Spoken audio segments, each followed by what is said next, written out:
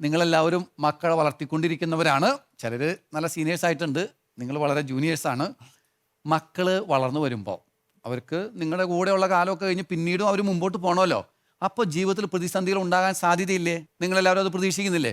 പ്രതിസന്ധി എന്ന് പറഞ്ഞ ഒരു ഉദാഹരണം പറഞ്ഞു, ജീവൻ ഒരു ഉദാഹരണം പറഞ്ഞു, ഫിനാൻഷ്യൽ ക്രൈസിസ് അല്ലെ, സാമ്പത്തിക പ്രശ്നം അല്ലെ, വേണ്ടത്ര ജോലി നഷ്ടപ്പെട്ടു, അല്ലെങ്കിൽ കടബാധ്യത വന്നു അല്ലേ.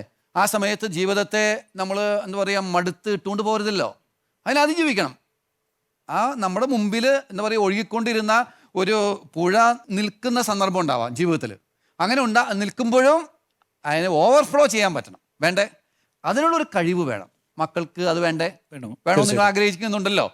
അത് ഉണ്ടാവണമെന്നുണ്ടെങ്കിൽ, ഇപ്പോൾ ഉണ്ടാവാൻ വേണ്ടിയിട്ടല്ലല്ലോ, ഇത് പിന്നീട് വരുന്ന ലൈഫിൽ ഉണ്ടാവണമെന്നുണ്ടെങ്കിൽ ഇപ്പോൾ നിങ്ങൾ മക്കളെ വളർത്തുന്ന സമയത്ത് എന്താണ് നമുക്ക് ചെയ്യേണ്ടത്? നിങ്ങൾ എന്തെങ്കിലും ബോധപൂർവം ചെയ്തിട്ടുണ്ടോ? എല്ലാത്തിനും ഫസ്റ്റ് ഓഫ് ഓൾ എല്ലാത്തിനെയും പോസിറ്റീവായിട്ട് കാണാനായിട്ട് ആദ്യം പഠിപ്പിക്കണം. ജീവിതത്തിൽ എന്ത് കുറവുകൾ വന്നാലും ശരി, അതിനെ നമുക്ക് പോസിറ്റീവായിട്ട് കുറച്ചും കൂടിയൊക്കെ പോസിറ്റീവായിട്ട് കാണാൻ സാധിക്കും. ഇപ്പോൾ ബെന്നി അത് പറയുമ്പോൾ എൻ്റെ മനസ്സിൽ വരുന്ന ഒരു കാര്യം ഇതാണ്. ജീവിതത്തിൽ ഒരു പരാജയം വന്നു, കുട്ടിക്ക് പരാജയം വന്നു, ഒരു പരീക്ഷയ്ക്ക് തോറ്റു. എങ്ങനെ നമ്മൾ കുട്ടിയെ പരിശീലിപ്പിക്കും? നമ്മൾ അവന് ആശ്വസിപ്പിച്ചിട്ട് പറയും, അടുത്തതിന് നമുക്ക് നോക്കിയാൽ മതി, നമ്മൾ കുറ്റപ്പെടുത്താതെ ധൈര്യം കൊടുത്ത് ഇനി നിനക്ക് നല്ല മാർക്ക് കൂടി പാസ്സാവാം, പഠിക്കാം, ശ്രദ്ധിക്കാം എന്ന് പറഞ്ഞിട്ടൊരു സപ്പോർട്ട്. അപ്പോൾ വീട്ടിൽ കുഞ്ഞുങ്ങൾ നമ്മുടെ കൂടെ ഉള്ളപ്പോൾ തന്നെ പരാജയങ്ങൾ വരുമല്ലോ, സ്വാഭാവികമല്ലേ? പരാജയങ്ങൾ വരും. ചിലപ്പോൾ പരീക്ഷയ്ക്ക് തോറ്റുപോകും, അല്ലെങ്കിൽ ചെയ്ത കാര്യം തെറ്റിപ്പോവും, പല കാര്യങ്ങൾ സംഭവിക്കും. ചിലപ്പോൾ പാട്ട് പാടാനായിട്ട് സ്റ്റേജിൽ കയറിയിരുന്നു, മറന്നുപോയി, കുഞ്ഞ് കരഞ്ഞുകൊണ്ട് വീട്ടിലേക്ക് വരികയാണ് അല്ലേ. അപ്പോൾ നമ്മൾ എന്ത് ഉപദേശം കുഞ്ഞിന് കൊടുക്കും, അല്ലെങ്കിൽ എങ്ങനെ ശക്തിപ്പെടുത്തും കുഞ്ഞിനെ എന്നു പറയും?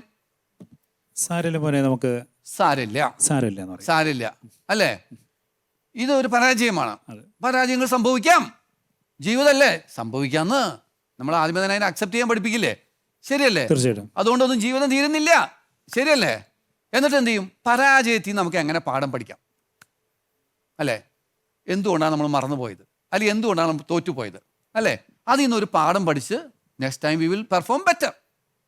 നല്ല പരിശീലനം അല്ലേ? ഇത് നമുക്ക് വീട്ടിൽ നിന്ന് കൊടുക്കണ്ടേ? മക്കൾക്ക് നല്ല കരുത്തുണ്ടാവണമെന്നുണ്ടെങ്കിൽ, പിന്നീടാണെങ്കിലും കരുത്തുണ്ടാവണമെന്നുണ്ടെങ്കിൽ വീട്ടിലെ ചെറിയ ചെറിയ പരാജയങ്ങളല്ലെന്നും അതിൽ നിന്ന് പാഠം പഠിച്ച് നമുക്ക് വിജയത്തിലേക്കുള്ളൊരു ചവിട്ടുപടിയാക്കി അതിനെ മാറ്റാൻ പറ്റുമെന്നുള്ള പരിശീലനം എവിടെ കൊടുക്കണം? വീട്ടിൽ തന്നെ കൊടുക്കണം, വേണ്ടേ? ഓക്കെ, ഒരു കാര്യം നമുക്ക് കിട്ടിയപ്പോൾ മക്കൾക്ക് ഈ കരുത്തുണ്ടാവണമെന്നുണ്ടെങ്കിൽ വീട്ടിൽ ചെറുപ്രായത്തിൽ തന്നെ ബോധപൂർവം ചെയ്യേണ്ട കാര്യമാണ് അല്ലേ. ചിലപ്പോഴുണ്ട് നമ്മുടെ വീടുകളിൽ ഈ കുട്ടികൾക്ക് പരാജയം വന്നു കഴിഞ്ഞാൽ ആരാണോ പരാജയപ്പെടുത്തിയത് അവരെ കുറിച്ച് കുറ്റം പറഞ്ഞ് കുട്ടിയെ ആശ്വസിപ്പിക്കും. അത് അത്ര നല്ല ശീലമാണോ? ഒരിക്കലും അല്ല. മറിച്ച് ആ പരാജയം ജീവിതത്തിൻ്റെ ഭാഗമാണ്, നമുക്കതിനെ ഒരു വിജയമാക്കി മാറ്റാൻ സാധിക്കും. അതിൽ നിന്ന് പാഠം പഠിച്ചാൽ മതി. ഓക്കെ, നല്ല കാര്യം. എന്താണ് നോയൽ എന്തോ പറയാനായിട്ട് ആഗ്രഹിക്കുന്നുണ്ട്? ഞാൻ പിന്നിലേക്ക് ചിന്തിക്കുകയായിരുന്നു, എൻ്റെ അപ്ബ്രിങ്ങിയും ഞാൻ എൻ്റെ മകനിൽ ഉദ്ദേശിക്കുന്ന കാര്യങ്ങൾ. കുട്ടികൾ പരസ്പരം വഴക്കുകൾ ഉണ്ടാക്കുമ്പോൾ അത് അവരിൽ തന്നെ പരിഹരിക്കപ്പെടാൻ ഒരവസരം കൊടുക്കണം, നമ്മൾ ഇതിനകത്ത് ഇടപെടാതിരിക്കുക.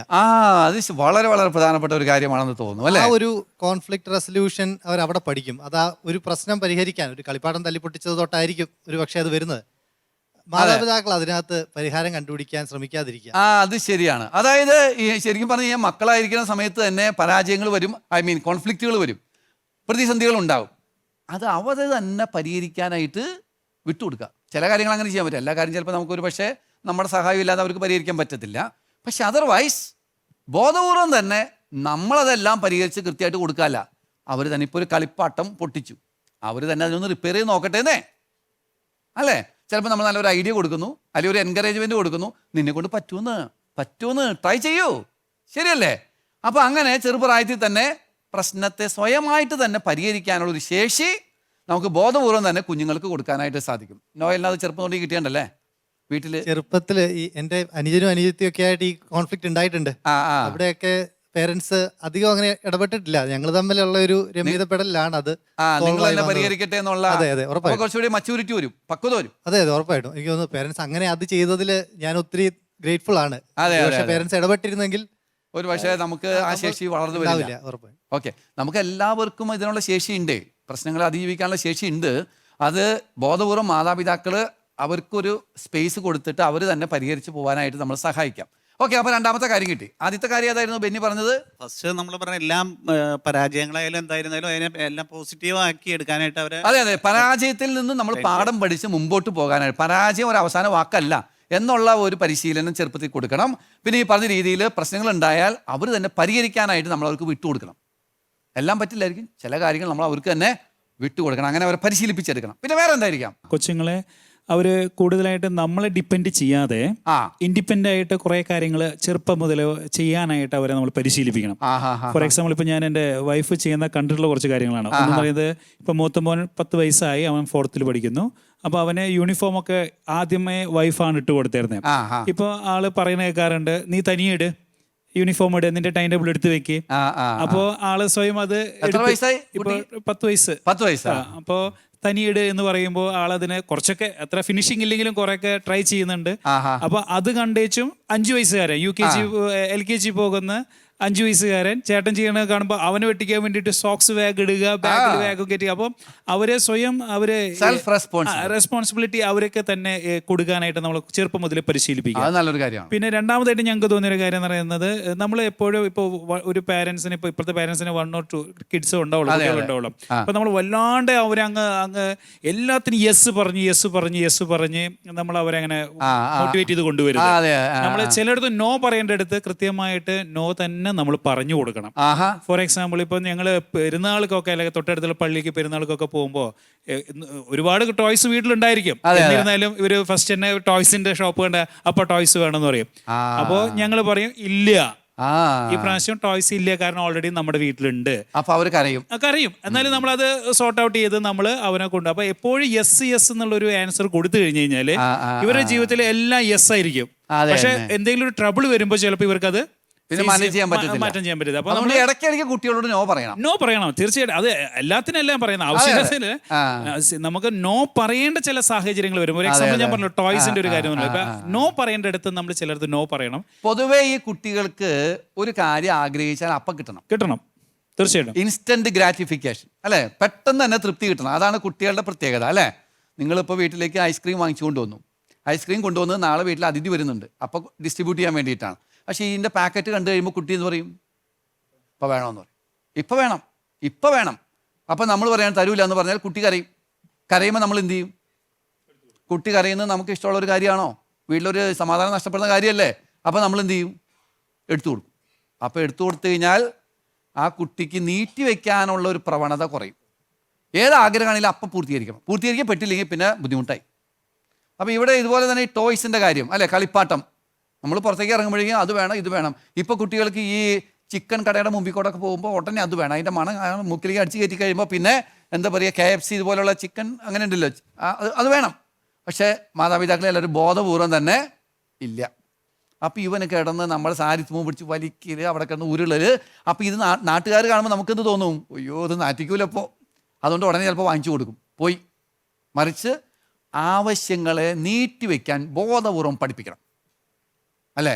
ന്യായമായ ആവശ്യങ്ങൾ നിറവേറ്റി കൊടുക്കണം. എന്നാൽ ചില ആവശ്യങ്ങൾ നമ്മൾ ബോധപൂർവം തന്നെ ഇതിപ്പോൾ കിട്ടില്ല അല്ലേ. ഇപ്പോൾ ചിലർ വന്നിട്ട് പറയും എനിക്ക് പുതിയ ചെരുപ്പ് വേണം, അല്ല ഇപ്പോഴത്തെ ചെരുപ്പിന് എന്താ കുഴപ്പം, അല്ല എനിക്ക് പുതിയത് വേണം, കൂട്ടുകാരനുണ്ട്, ഇല്ല നീ ഇതിട്ടാൽ മതി.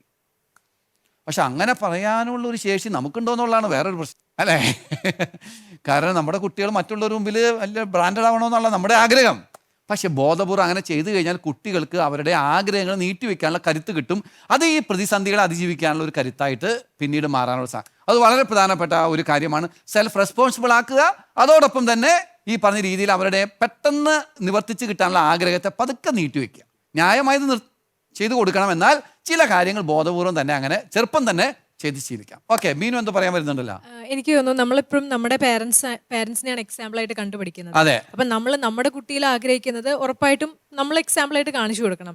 അപ്പം നമ്മുടെ ജീവിതത്തിൽ എന്തെങ്കിലും പ്രതിസന്ധി വരാണെങ്കിൽ മക്കളെ ഒന്നും അറിയിക്കരുത്, നമ്മൾ തന്നെ ഇത് ചെയ്യാം എന്ന് വിചാരിക്കരുത്. മക്കൾ അറിയണം നമ്മുടെ പ്രതിസന്ധി.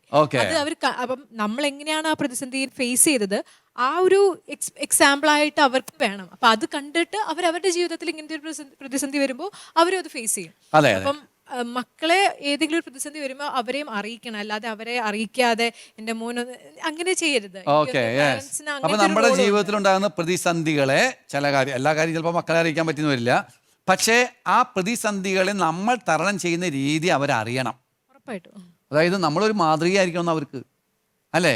കുട്ടികൾക്ക് ആ കരുത്ത് ഉണ്ടാവണമെന്നുണ്ടെങ്കിൽ നമ്മൾ എങ്ങനെയാണ് പ്രതിസന്ധികളിൽ ഡീൽ ചെയ്യുന്നത്. ഇപ്പം ചിലപ്പോൾ ഞാൻ കണ്ടിട്ടുണ്ട്, ചിലപ്പോൾ ഈ പ്രത്യേകിച്ച് ഞാൻ കുറേ ഈ വിധവകൾക്ക് വേണ്ടിയിട്ടൊക്കെ കുറേ പ്രോഗ്രാം ചെയ്തിട്ടുണ്ട്. ഈ വിധവകളുടെ ജീവിതത്തിൽ ചില മക്കളുണ്ടല്ലോ വളരെ എക്സ്ട്രാ ഓർഡിനറിയാണ് അവരുടെ. കാരണം അപ്പൻ മരിച്ചതിന് ശേഷവും ഈ അമ്മ തനിയെ നിന്ന് ഈ മക്കളെ വളർത്തുന്ന പ്രതിസന്ധിയിലും പിടിച്ചു നിൽക്കുന്ന ആ ഒരു ഒറ്റ ചിറക് വെച്ചിട്ട് മക്കളെ വളർത്തിക്കൊണ്ട് വരുന്ന ആ ശേഷി ഉണ്ടല്ലോ, അത് മക്കൾ കണ്ടിട്ടുണ്ടല്ലോ. ചില മക്കൾ നന്നായിട്ട് എക്സൽ ചെയ്യുന്നത് കണ്ടിട്ടുണ്ട്. അപ്പോൾ ശരിക്കും പറഞ്ഞാൽ ഒരു പോസിറ്റീവ് ഇമേജ്, ഒരു വിറ്റ്നസ്സിങ്, ഒരു മോഡലിംഗ് മാതാപിതാക്കളുടെ ഭാഗത്ത് ഈ കാര്യത്തിലുണ്ടെങ്കിൽ വളരെ നല്ലൊരു ഇഫക്റ്റ് ഉണ്ടാവാൻ സാധ്യതയുണ്ട്. ഓക്കെ, പിന്നെ വേറെ എന്തെങ്കിലും?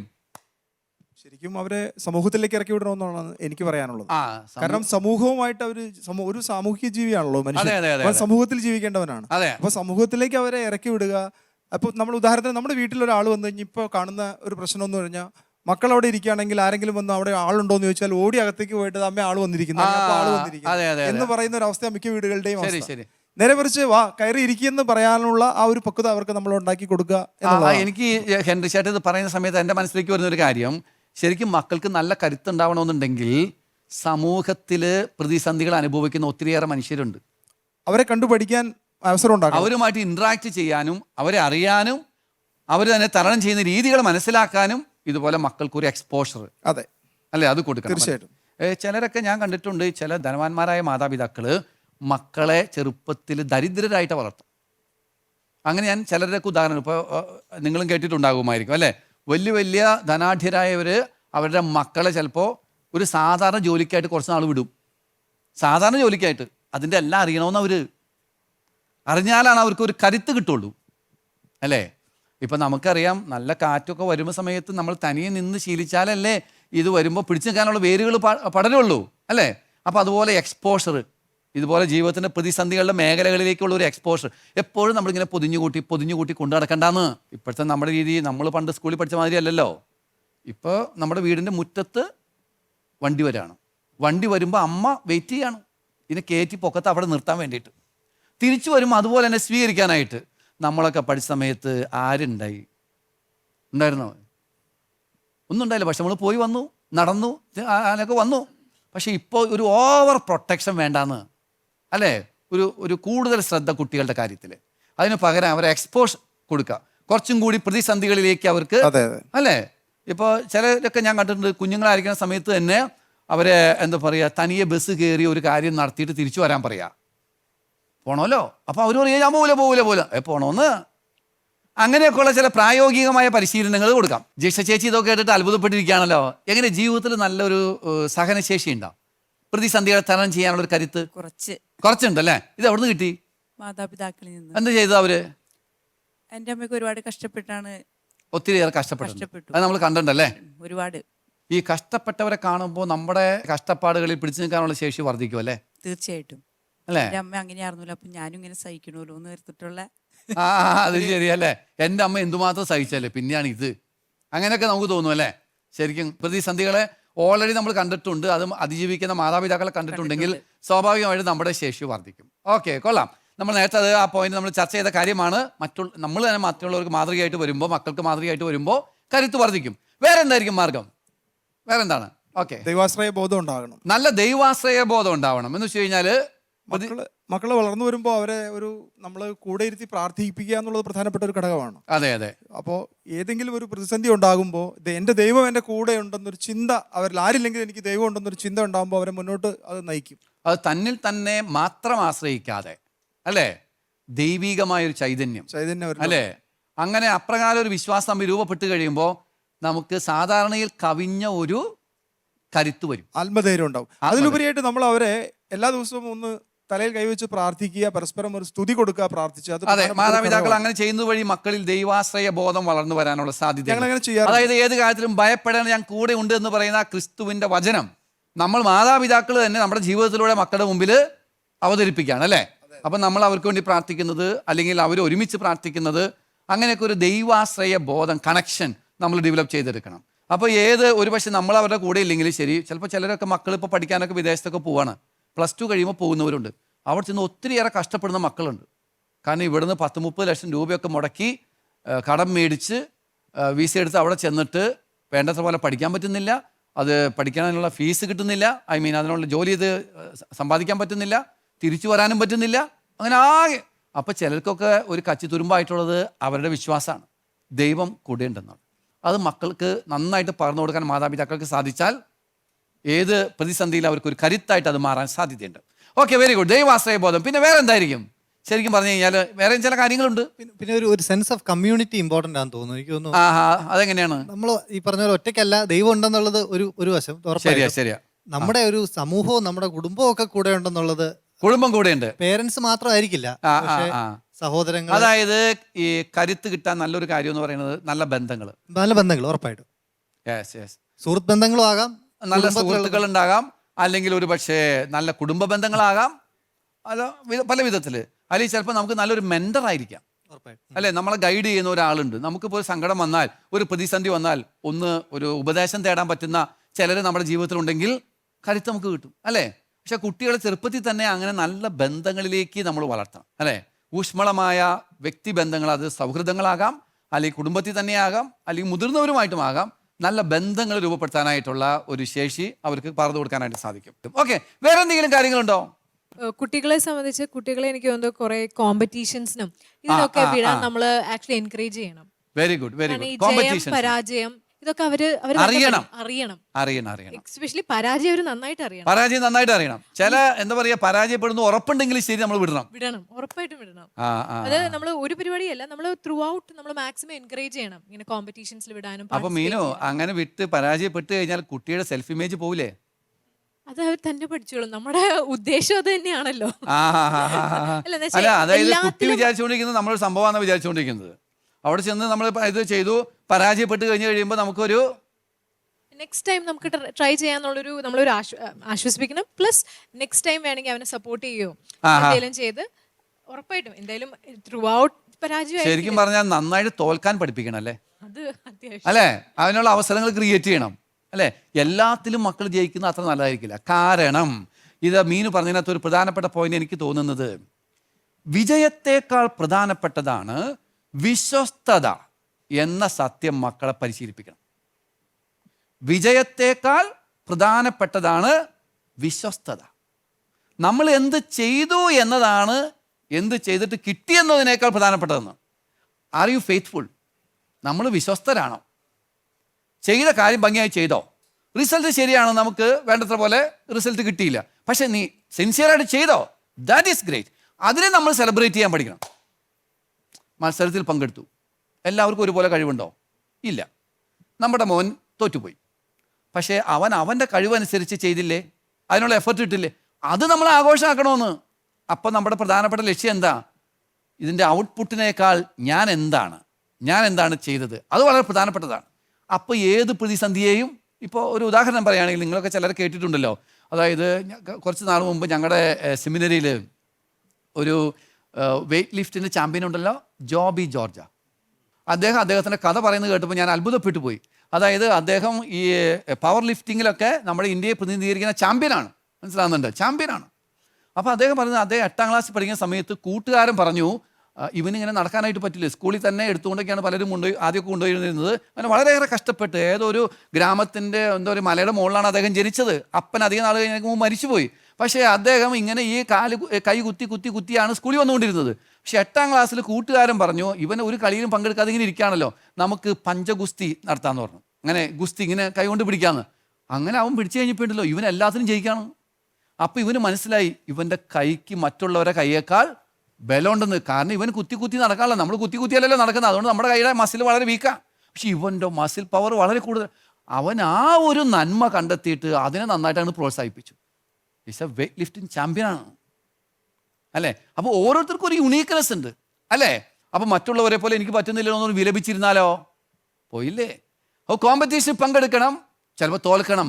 തോറ്റാലും ശരി, നിനക്ക് നിൻ്റേതായ ഒരു നന്മയുണ്ടെന്ന്. അത് മക്കളെ ഐഡൻറ്റിഫൈ ചെയ്യാൻ മാതാപിതാക്കൾ സഹായിച്ചാൽ അവരുടെ പവർ ഏത് പ്രതിസന്ധിയും തരണം ചെയ്യാനുള്ള ശക്തി അവർക്ക് വർദ്ധിക്കും. ഓക്കെ, പക്ഷേ ഇതിനൊക്കെ അടിസ്ഥാനപരമായി നിൽക്കുന്ന ഒരു കാര്യം നിങ്ങൾ പറഞ്ഞിട്ടില്ല. അതേതായിരിക്കും എന്നറിയാമോ?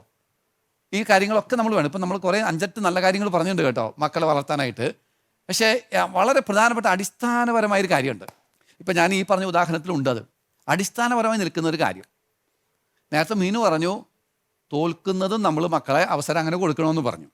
പക്ഷേ അത് ആരോഗ്യകരമാവണമെന്നുണ്ടെങ്കിലോ കുട്ടികൾക്ക് നമ്മൾ ബോധപൂർവം കൊടുക്കേണ്ട മറ്റൊരു കാര്യമുണ്ട്. Positive self image. കുട്ടികൾക്ക് അവരെക്കുറിച്ച് തന്നെ നല്ല അഭിപ്രായം വേണം. കുട്ടികൾക്ക് അവരെക്കുറിച്ച് തന്നെ നല്ല അഭിപ്രായം വേണമെന്ന്. ചില കുട്ടികൾക്ക് നല്ല അഭിപ്രായം ഉണ്ടാവുന്നത് എപ്പോഴാണെന്നറിയാമോ? മറ്റുള്ളവർ അവനെക്കുറിച്ച് പറയുമ്പോൾ നല്ല അഭിപ്രായം ഉണ്ടാവും. നല്ല മാർക്ക് കിട്ടിയ എല്ലാവരും മിടുക്കൻ അപ്പോൾ അവന് നല്ല അഭിപ്രായമുണ്ട്. പക്ഷെ ആരും അങ്ങനെ അവനെ പ്രോത്സാഹിപ്പിച്ചില്ല, ആരും അങ്ങനെ പറഞ്ഞില്ലെങ്കിൽ അവൻ സ്വയമേ ചിന്തിക്കുന്നതെന്ന് അറിയുമോ? ഞാൻ പോരാ. അതായത് എൻ്റെ വാല്യൂ മനസ്സിലാക്കാൻ മറ്റുള്ളവരെ എപ്പോഴും അങ്ങനെ പറഞ്ഞുകൊണ്ടിരിക്കണമെന്ന് ആരോഗ്യകരമാണോ? അല്ല. അപ്പം അതുകൊണ്ട് കുഞ്ഞുങ്ങൾക്ക് ഏറ്റവും പ്രധാനമായിട്ട് മാതാപിതാക്കൾ ഇതിൻ്റെ അടിത്തറയിൽ കൊടുക്കേണ്ട കാര്യം അവരെക്കുറിച്ച് തന്നെ നല്ലൊരു മതിപ്പ്. പക്ഷേ ഈ മതിപ്പ് നഷ്ടപ്പെടുത്തുന്ന മാതാപിതാക്കളുടെ ഏറ്റവും വലിയ പ്രവൃത്തി ഏതാണെന്നറിയാമോ നിത്യ? അത് എല്ലാ കാര്യങ്ങളും നമ്മൾ ചെയ്തു കൊടുക്കുന്നുണ്ട്. ചെയ്തു കൊടുക്കുന്നത് മാത്രമല്ല വേറൊരു പ്രവൃത്തിയും കൂടി ഉണ്ട്. കമ്പാരിസൺ ആണോ? കമ്പാരിസൺ ഉണ്ട്. അതുകൂടാതെ കുറ്റപ്പെടുത്തുക.